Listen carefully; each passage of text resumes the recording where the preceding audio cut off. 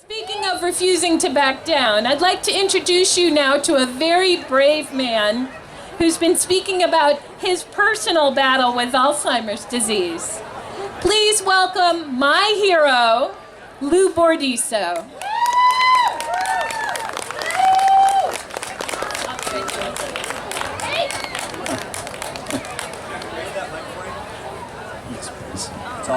Yeah. Thank you. Well, good morning. It's great to see such a huge turnout this year. It's been growing every single year. My name is Lou Bordisso, and it's certainly an honor to be with you once again this morning as a person living with younger onset and early stage Alzheimer's and Lewy body's dementia. Living with this diagnosis is similar for me than it is with other people who are living with this disease or a related dementia. When I was first diagnosed with Alzheimer's, my life, of course, took a turn that was completely unexpected.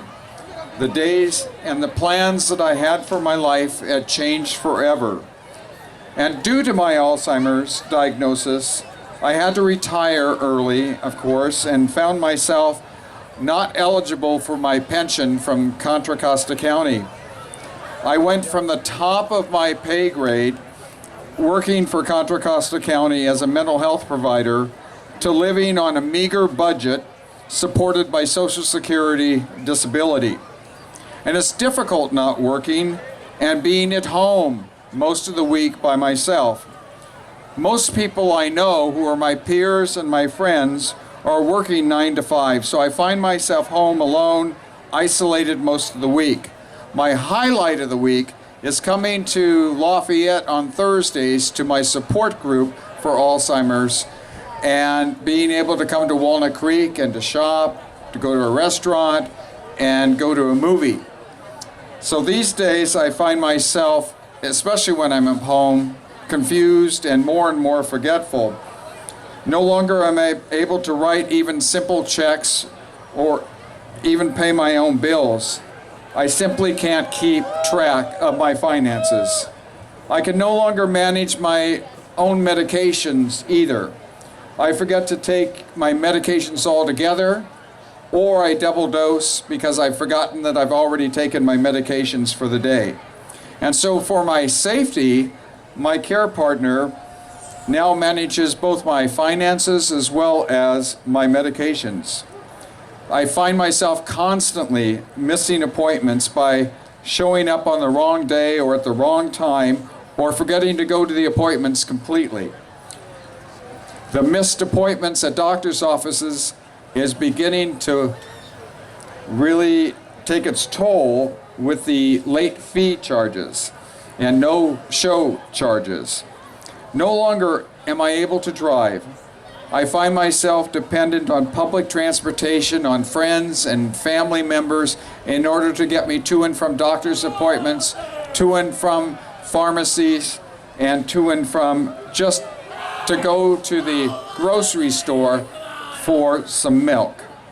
However, in the midst of what would seem to be strife, there is a silver lining, and that silver lining is that the Alzheimer's Association has been there for me every step of the way and still is.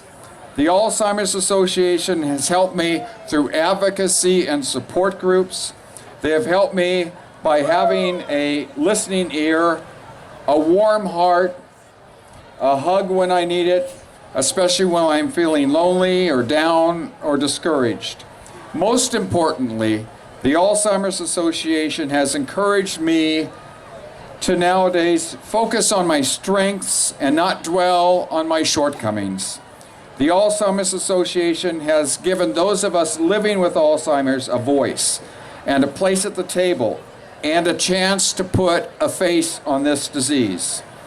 I'm hopeful for the future of Alzheimer's because of people like yourself who take the time out of your busy weekend schedule to be here to fight for the future of a world without Alzheimer's. So those of us living with Alzheimer's, thank you from the bottom of our hearts for all that you have done, all that you are doing, and all that you will continue to do in the effort to combat Alzheimer's. So at the end of the day, it all comes down, at least for me, we're making a choice between allowing this disease to defeat me or choosing to be a fighter and battle against Alzheimer's. Being here this morning, it is clear that our choice all together in solidarity are to be fighters. And so I invite you to continue to battle against Alzheimer's by walking with me and bringing us one step closer to a world without Alzheimer's. Have a great walk.